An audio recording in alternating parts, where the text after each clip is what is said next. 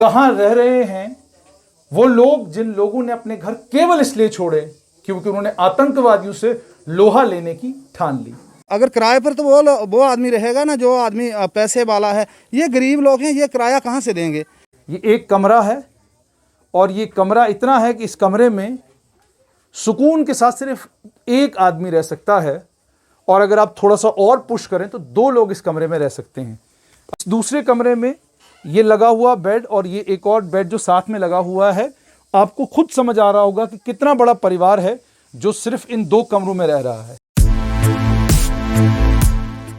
जगती के 2 रूम टेनेमेंट्स हमने आपको दिखाए और हमने आपको बताया कि कश्मीरी पंडित कश्मीर घाटी से निकलकर जब जम्मू, उधमपुर और देश के विभिन्न भागों में चले गए तो उनके लिए सबसे बड़ी परेशानी ये थी कि उन्हें 3-3 मंजिल वाले अपने मकान छोड़कर 2 कमरों में अपनी ज़िंदगी दोबारा से शुरू करनी पड़ी।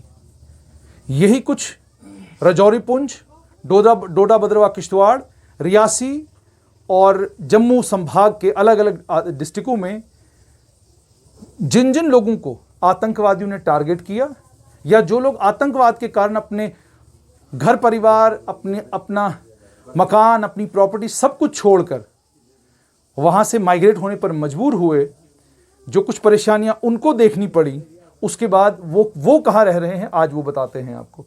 ये आप देख सकते हैं, ये एक कमरा है और ये कमरा इतना है कि इस कमरे में सुकून के साथ सिर्फ एक आदमी रह सकता है और अगर आप थोड़ा सा और पुश करें तो 2 लोग इस कमरे में रह सकते हैं। अब आइए, ये एक कमरा है, अब आपको दूसरा कमरा दिखाते हैं। ये दूसरा कमरा है। इस दूसरे कमरे में ये लगा हुआ बेड और ये एक और बेड जो साथ में लगा हुआ है, आपको खुद समझ आ रहा होगा कि कितना बड़ा परिवार है जो सिर्फ इन 2 कमरों में रह रहा है। ये किचन है और इसको भी ध्यान से देखिएगा किचन को, और उसके बाद मैं आपको वॉशरूम में ले जाता हूं क्योंकि ये तस्वीर आपको दिखाना बहुत ज़्यादा ज़रूरी है ताकि आपको ये पता चले कि कहां रह रहे हैं वो लोग जिन लोगों ने अपने घर केवल इसलिए छोड़े क्योंकि उन्होंने आतंकवादियों से लोहा लेने की ठान ली। और ये इतिहास में सब कुछ हो चुका है। 98 के बाद ये लोग माइग्रेट होना शुरू हुए। ये आप देखिए, ये वॉशरूम है, ये आप देख सकते हैं कि टीन टूट गई है और यही हाल यहाँ पर कई और इन छोटे छोटे घरों का है। मैं इनको टेनेमेंट भी नहीं कहूँगा, मैं इनको टेम्परेरी शेल्टर कहूँगा। ये टेम्परेरी शेल्टर्स हैं जिन टेम्परेरी शेल्टर्स में ये परिवार रहते हैं। तो देख लिया आपने, वो लोग जिन लोगों के नाम पर और जिन लोगों का नाम इस्तेमाल करके लोग राजनीति करते हैं, वो लोग कहाँ रह रहे हैं। ये एक छोटा सा घर जो मैंने आपको दिखाया, इसमें लगभग 5 से 7 लोग रहते हैं और आपको लगा होगा कि इनका वॉशरूम टूटा है। ये ऊपर से जो शेड डाली गई है, ये आप देख सकते हैं, ये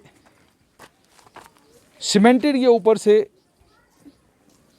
जो छत है इसकी, इस सीमेंटेड छत का हाल ये है कि बारिश से बचने के लिए इसके ऊपर त्रिपाल डाला है और ये त्रिपाल सरकार ने इनको नहीं दिया है। ये त्रिपाल इन्होंने अपने पैसों से ख़रीद कर लाया और उसके ऊपर डाला है ताकि बारिश का पानी अंदर ना आए। ये तलवाड़ा माइग्रेंट कैंप है, रियासी का तलवाड़ा माइग्रेंट कैंप है।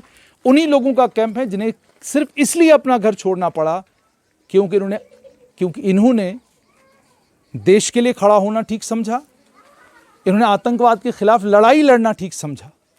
इसीलिए आप देख सकते हैं तस्वीरें कि इनके घरों के छत कैसे हैं और इन छतों की हालत क्या है। और एक एक घर में 7 से 8 लोग रहते हैं। बताइए, 2 कमरों में 7 से 8 लोग कैसे रहेंगे, खुद सोचिएगा ज़रा। पिता, माता, भाई बहन, उसके बाद अगर किसी भाई की शादी होती है तो उसे भी उसी घर में रहना है जब तक उसको या तो किराए पर कहीं जगह ना मिले या यहाँ कोई क्वार्टर अगर छोटा सा खाली है तो उस खाली क्वार्टर में वो रहेगा। ये हालात हैं तलवाड़ा माइग्रेंट कैंप के। मेरे साथ कुछ यहाँ पर लोग हैं, इनसे समझने की कोशिश करते हैं कि मुझे ये बताइएगा इन्हें कहते क्या ये सरकारी क्वार्टर हैं, क्या ये आपको पक्के घर दिए गए हैं, क्या ये कच्चे मकान हैं, क्या ये टेनेमेंट है, ये हैं क्या?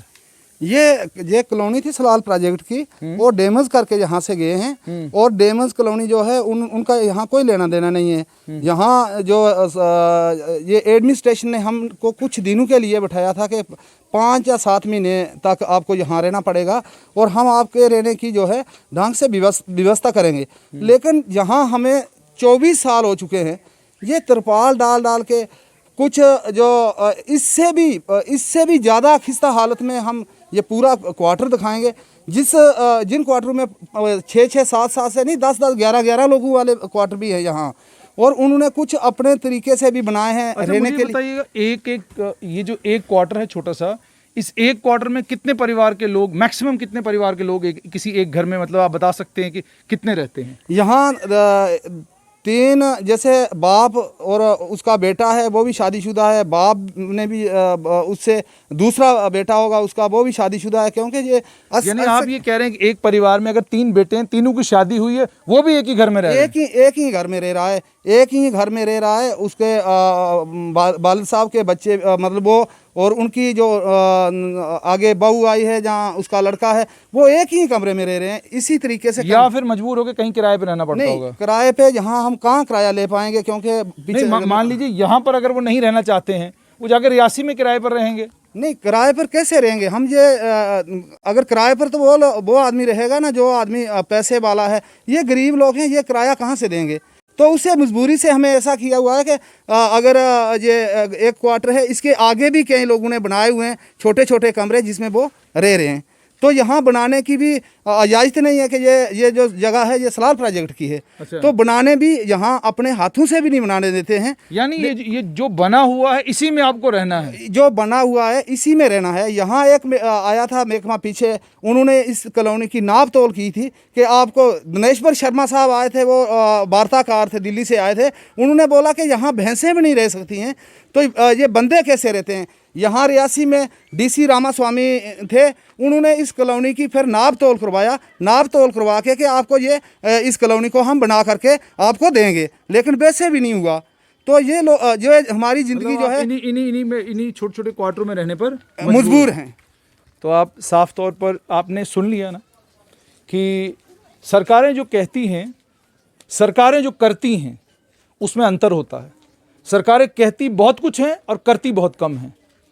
और जो लोग देश के लिए बलिदान देते हैं, जिन लोगों ने आतंकवादियों से लोहा लिया, जिन लोगों ने आतंकवाद के खिलाफ खड़ा होना सही समझा, उन लोगों का ये हाल है कि रियासी के तलवाड़ा इस माइग्रेंट कैंप में आपको ये भी पता चला कि ये कैंप भी सरकार ने नहीं बनाया, बल्कि ये कैंप भी ऑलरेडी सलाल प्रोजेक्ट NHPC का जो है, ये NHPC के पास की कॉलोनी थी, उसी कॉलोनी को इन लोगों को दिया गया। ये डैमेज कॉलोनी थी जो इन लोगों को दी गई।